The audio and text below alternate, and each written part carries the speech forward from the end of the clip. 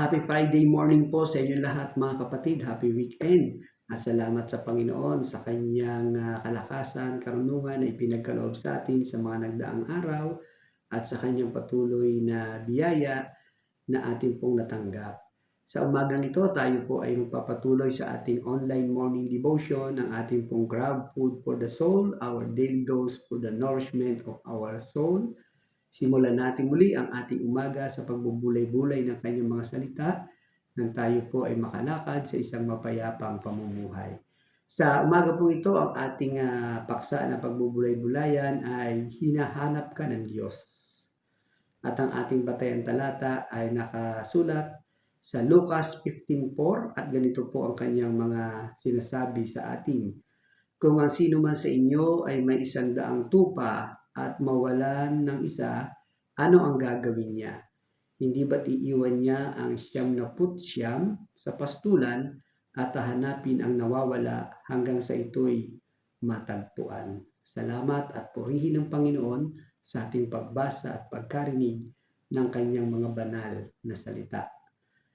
Habang naglalakbay po ang ating Panginoong Hesus, siya ay nagtuturo sa paghahatid ng pag-asa, kapatawaran, lalo na po sa mga taong naliligaw, sa mga taong nahulog sa pagkaalipin ng kasalanan. Ganyan po ang pagnanasa ng ating Panginoong Hesus na abutin ang mga taong naliligaw, lalo na po sa landas ng buhay ng katwiran.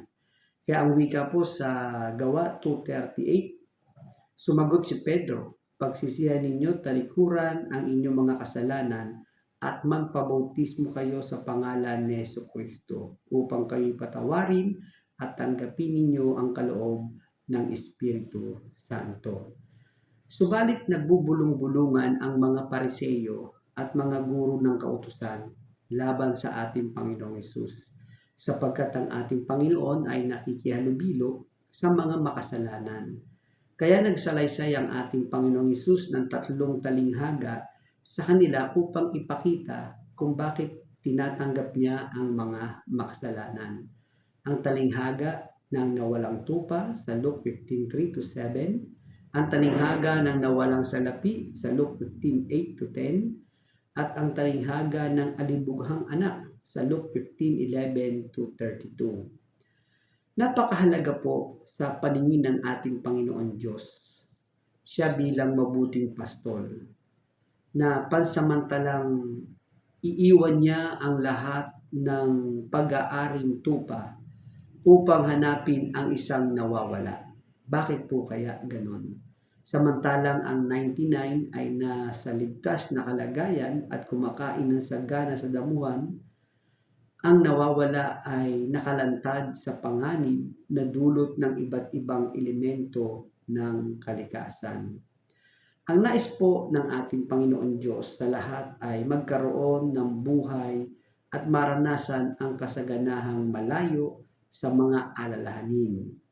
Mararanasan lamang ito ng tao hindi sa pamamagitan ng kanyang sarili, kundi sa pagpapailalim sa kapangyarihan at kabutihan taglay ng ating Panginoon Diyos. Pinipiling yakapin ng ating Panginoon ang posisyon ng isang nagmamahal na nawalan ng labis ng mahalaga at tinatanging ari-arian. Tila siyang isang inang labis na umiibig sa kanyang mga anak at handa siyang lumabas sa kanyang comfort zone upang hanapin ang nawawala. Ganyan po desidido ang ating Panginoon na iwanan yung 99 at hanapin yung nawawala. Gaano kahalaga ang tao sa paningin ng ating Panginoon Diyos? Kilala ng ating Panginoon Diyos ang lahat tulad ng pagkakakilala ng isang pastol sa kanyang mga alaga. Ang bawat tao ay may puwang sa puso, isipan ng ating Panginoon Diyos.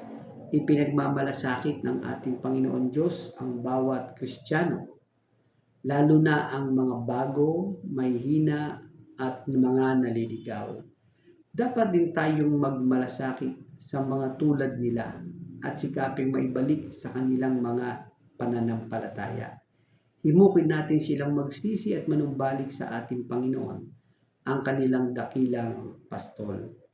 Malaki ang kagalakan ng ating Panginoon Diyos sa pagbabalik ng isang naliligaw kaysa sa 99 na hindi naliligaw. Hindi ibig ng Diyos na mapahamak kahit isa sa maliit na mga ito. Wika nga po sa Mateo 18:14, gayon din naman, hindi ayon sa kalooban ng inyong Ama na nasa langit na mapahamak ang isa sa maliliit na ito. Makikita po natin dito yung talagang pagmamahal ng Panginoon at pagmamalasakit doon sa naliligaw, sapagkat ang kanyang patuloy na naisin ay maibalik sa kanyang kawan. Ang pagkakakilanlang ito ay nagpapahayag din naman ng isang kakaibang kamalayan o awareness ng Diyos sa state of being ng isang tao. Ito ang nagsasabi sa kanya kung sino ang nasa kanyang piling at kung sino ang nawawala. Ang mga nasa piling niya inilalagay niya sa isang ligtas na lugar, kung saan may masaganang buhay. Samantalang ang mga nawawala ay naglagay sa kanyang sarili sa mga elemento ng panganib, kaya't pilit silang hinahanap ng ating Panginoon Diyos upang sila ay maligtas. Ang hangad ng Panginoon Diyos sa bawat isa sa atin ay shalom. Shalom, kalagayang mabuti para sa Kanya. Hindi nais ng Panginoon Diyos na mapahamak ang tao, kundi ang siya'y makasumpong ng masaganang buhay. Hindi lamang ang usaping pisikal, kundi maging sa kalagayang espiritual, moral, etika, sosyal, at iba pang aspeto ng buhay. At ito'y makakamit lamang ng tao kung siya'y mananatili sa piling ng ating Panginoon Diyos. Ang aral na ito ay angkop sa lahat ng tao, hindi lamang sa mga Kristiyano. Ayon po sa Luke 15:7, sinasabi ko sa inyo, magkakaroon ng higit na kagalakan sa langit dahil sa isang makasalanang tumalikod sa kasalanan kaysa sa 99 na matuwid na di nangangailangan ng magsisi.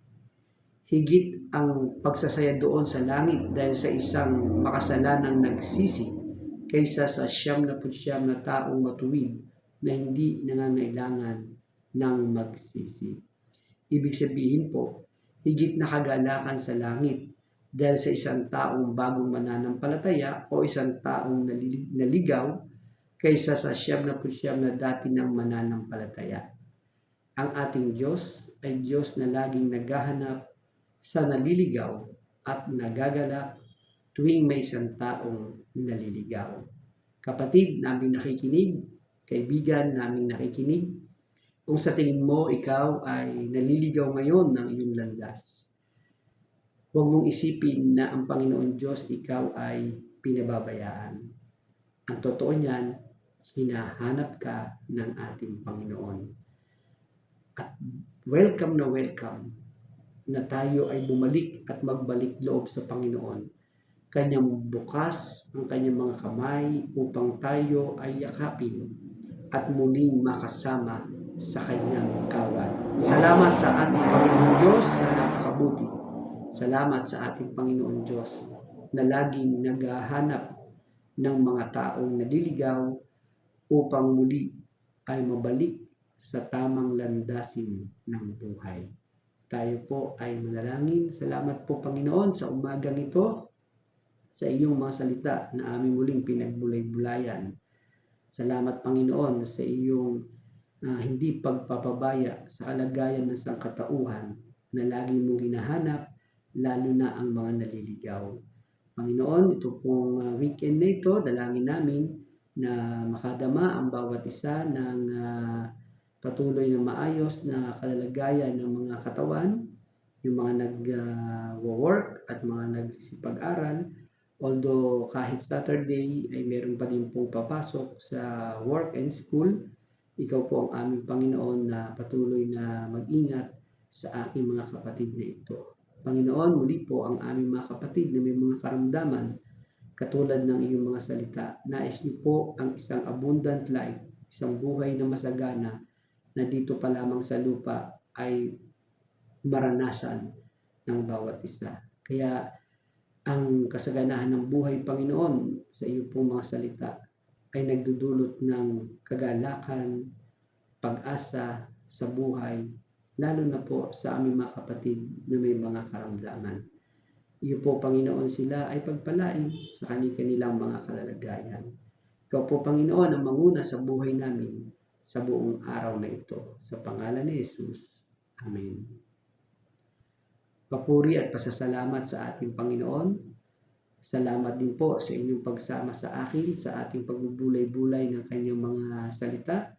A friendly reminder po sa bawat isa, be Christ-like in your workplace today, mayo at maglingkod.